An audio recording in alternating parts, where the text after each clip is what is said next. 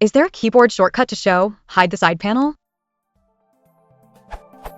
Toggling the side panel using the keyboard doesn't seem possible yet. Do you know any trick to do so? Thanks.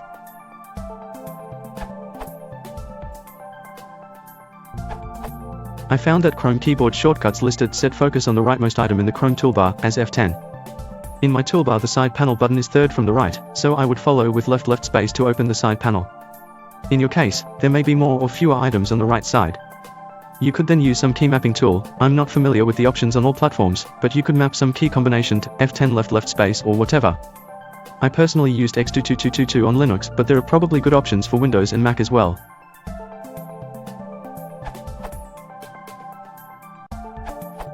Just to add on to Superloach's answer, which sounds like the best option for this right now, I'm on a Chromebook and to get to F10 I hold the search button and the 10th button on the top row, not counting escape, which for me is the volume up button.